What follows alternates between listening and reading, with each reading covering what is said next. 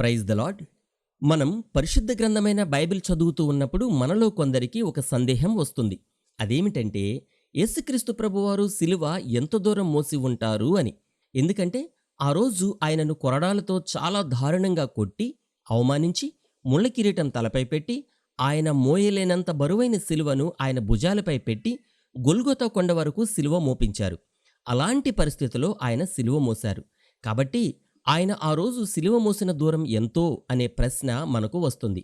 కాబట్టి మనం కూడా ప్రభువు ఆ రోజు సిలువ మోసుకుంటూ నడిచిన అదే దారిలో నడుస్తూ ఆ దూరం ఎంతో ఈ వీడియోలో తెలుసుకుందాం. ఈ దారి గురించి మీరు ఎప్పుడూ వినని ఆసక్తికరమైన విషయాలు చాలా ఉన్నాయి. ఆ వివరాలు ఈ వీడియోలో తెలుసుకుందాం. యెరూషలేము వెళ్లి యేసుక్రీస్తు ప్రభువారు సిలువ మోసిన దారిలో నేను కూడా ఒక్కసారైనా నడవాలి అని చాలామంది క్రైస్తవులకు ఒక బలమైన కోరిక ఉంటుంది. కానీ ప్రపంచవ్యాప్తంగా ఉన్న క్రైస్తవులలో ఆ కోరిక తీరేది కొందరికే. యెరూషలేము వెళ్ళలేని వారికి కనీసం ఈ వీడియోలో అయినా ప్రభువు సిలువ మోసుకుంటూ గొల్గొతా కొండ వరకు వెళ్లిన ఆ మార్గాన్ని చూపించాలని, ఆ దారి గురించిన పూర్తి వివరాలు మీకు చెప్పాలని మా ప్రయత్నం. ఆ రోజు యేసుక్రీస్తు ప్రభువారు సిలువ మోసుకుంటూ ఆలయ పర్వతం దగ్గర ఉన్న పిలాతు అధికార మందిరం నుండి గొల్గొతా కొండ వరకు వెళ్లారు. ఆ శుక్రవారాన్ని ఇప్పటికీ ప్రపంచవ్యాప్తంగా క్రైస్తవులందరూ గుడ్ ఫ్రైడేగా ఆచరిస్తూ ఉన్నారు. యేసుక్రీస్తు ప్రభువారు సిలువ మోసిన ఆ దారికి ఒక పేరు ఉంది. ఆ పేరేమిటో కామెంట్లో తెలియచేయండి. ఆ రోజు యేసుక్రీస్తు ప్రభువారు నడిచిన అదే మార్గంలో ఇప్పుడు మనం కూడా నడుస్తూ ఉన్నాం. నిజంగా మనం ధన్యులం. ఈ దారి పొడవునా ఇప్పుడు చాలా షాపులు ఉన్నాయి. ప్రపంచంలో చాలా దేశాల నుండి క్రైస్తవులు ఇక్కడికి వస్తూ ఉంటారు. కాబట్టి ఈ దారి ఎప్పుడూ చాలా రద్దీగా ఉంటుంది. ఇక్కడ వ్యాపారం బాగా జరుగుతూ ఉంటుంది. నిజం చెప్పాలంటే ఈ వ్యాపారం ఇప్పుడు మాత్రమే కాదు, యేసుక్రీస్తు ప్రభువారు ఉన్న కాలంలో, అంటే 1వ శతాబ్దంలో కూడా ఇక్కడ వ్యాపారం చేస్తూ ఉండేవారు. ఒకసారి యేసుక్రీస్తు ప్రభువారు దేవాలయంలోనికి వెళ్ళినప్పుడు అక్కడ వ్యాపారం చేస్తున్న వ్యాపారస్తులను, నా తండ్రి ఆలయాన్ని దొంగల గుహగా చేయవద్దు అని గద్దించి వారిని బయటకు తోలివేసినట్లుగా మనం బైబిల్లో చదువుతాం. ఇప్పుడు మనం పిలాతు ప్యాలెస్ నుండి బయలుదేరి ప్రభువు సిలువ మోసుకుంటూ వెళ్లిన మార్గంలో వెళుతూ ఉన్నాం. ప్రపంచవ్యాప్తంగా ఇక్కడికి వచ్చే క్రైస్తవులందరూ ఈ దారిలో వారు కూడా నడుస్తూ దేవుని ప్రార్థిస్తూ ఈ గొల్గొతా కొండ వరకు వెళ్తారు. ఈ దారి గురించి మీరు ఎప్పుడూ వినని ఆసక్తికరమైన విషయాలు చాలా ఉన్నాయి. అవి ఇప్పుడు చెప్తాను.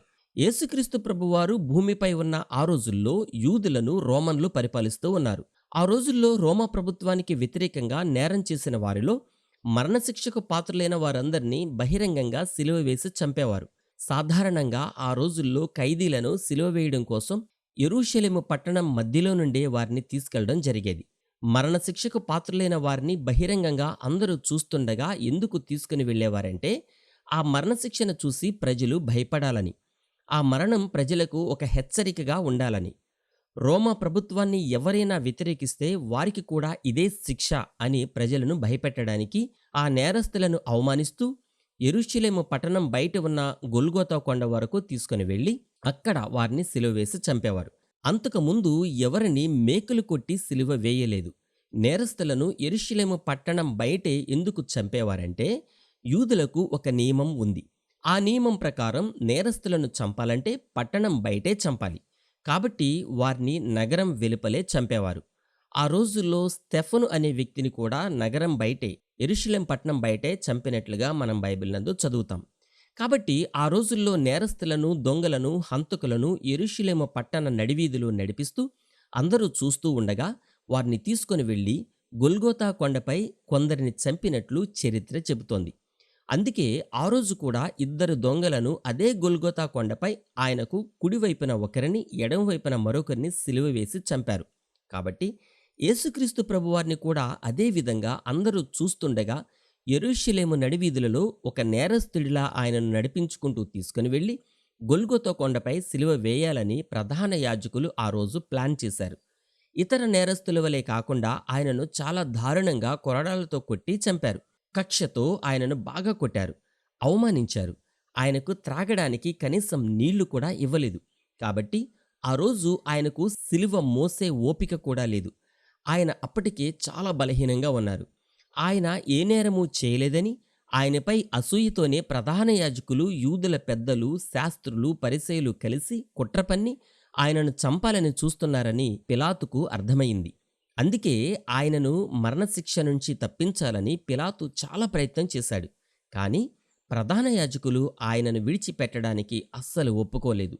పిలాతు అధికార మందిరం వద్ద నుండి గొల్గొతా కొండ వరకు వెళ్లే మార్గంలో ఆయనను యెరూషలేము పట్టణమంతా నడిపించి తీసుకుని వెళ్ళాలని, అంటే ప్రజలందరూ చూసే విధంగా ఆయనను పట్టణం అంతా తిప్పాలని, ఒక నేరస్తుడిలా ఆయనను అవమానించాలని ప్రధాన యాజకులు ఆలోచిస్తున్నారు. ప్రధాన యాజకులు నిర్ణయించిన దారి చాలా దూరం. కాబట్టి ఆనాటి రోమా గవర్నర్ పిలాతు అధికార మందిరం వద్ద నుండి గొల్గొతా కొండ వరకు ఒక దగ్గర మార్గాన్ని నిర్ణయించాడు. ఆయనను ఏ దారిలో సిలువ మోసుకుంటూ తీసుకుని వెళ్లాలో పిలాతే నిర్ణయించడం ప్రధాన యాజకులకు, యూదుల పెద్దలకు ఇష్టం లేదు. అయినప్పటికీ పిలాతు రోమా అధికారి అవటం వల్ల అతను నిర్ణయించిన దారిలోనే యేసుక్రీస్తు ప్రభువారిని తీసుకుని వెళ్ళడానికి అయిష్టంగా వారు ఒప్పుకున్నారు. ఆయనను ఎటు తీసుకుని వెళితే మాకేంటి, ఆయనను చంపడమే మాకు కావాలి అని తృప్తిపడ్డారు.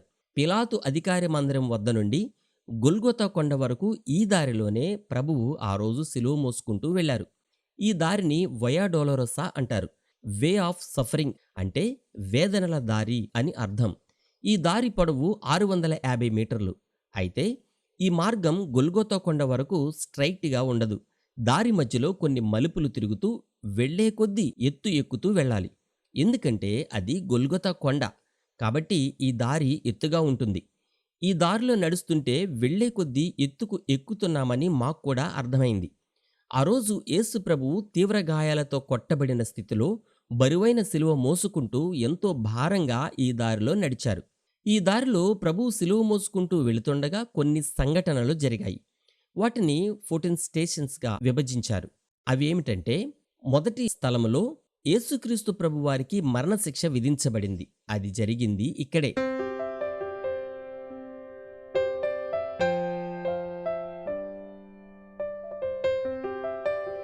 రెండవ స్థలంలో ఆయన మోయవలసిన సిలువ ఆయనకు అప్పగించారు. అది ఇక్కడే జరిగింది. అవమానించి శిక్షించి కోడాలతో దెబ్బలు కొట్టిన తర్వాత మూడవ స్థలంలో కొరడా దెబ్బలతో నలిగిపోయి శరీరంలోని శక్తి అంతా ఖర్చయిపోయి ఒక బరువైన సిలువను మోయలేక మొదటిసారి ఆయన పడిపోయారు. అది జరిగింది ఇక్కడే.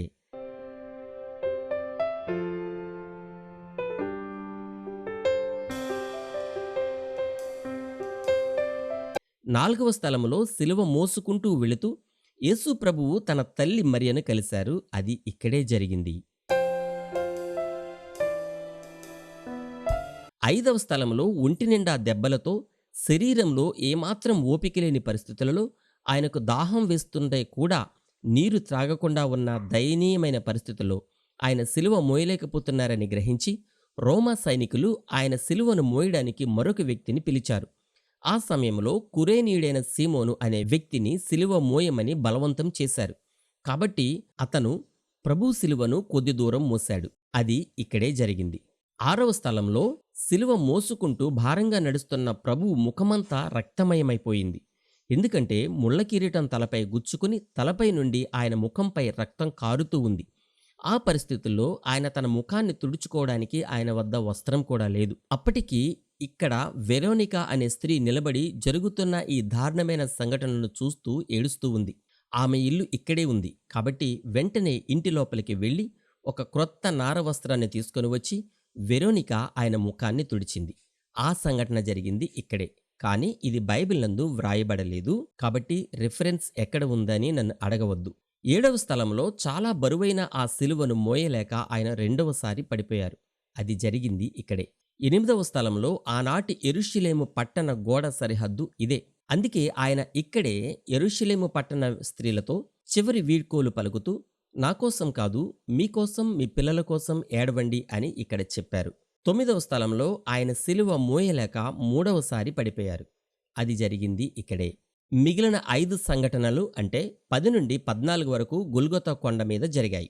యెషయా గ్రంథం 53వ అధ్యాయం 5వ వచనంలో, మన అతిక్రమములను బట్టి అతడు గాయపరచబడెను, మన దోషములను బట్టి నలగగొట్టబడెను, మన సమాధానార్థమైన శిక్ష అతని మీద పడెను, అతడు పొందిన దెబ్బల చేత మనకు స్వస్థత కలుగుచున్నది అని వ్రాయబడి ఉంది. ఈ విధంగా ముందుగానే వ్రాయబడిన మరో ప్రవచనం ఇప్పుడు నెరవేరింది. ఇప్పుడు మనం గొల్గొతా కొండ వద్దకు వచ్చాం. ఇక్కడే యేసుక్రీస్తు ప్రభువారిని సిలువ వేశారు.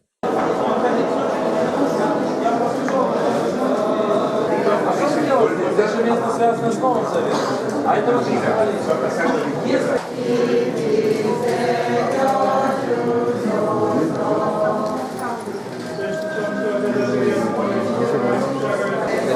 very blessing you. చేతిలో ఏ బరువు లేకుండా ఖాళీగా నడుస్తున్న మాకే ఈ దారిలో నడవడం చాలా కష్టంగా ఉంది.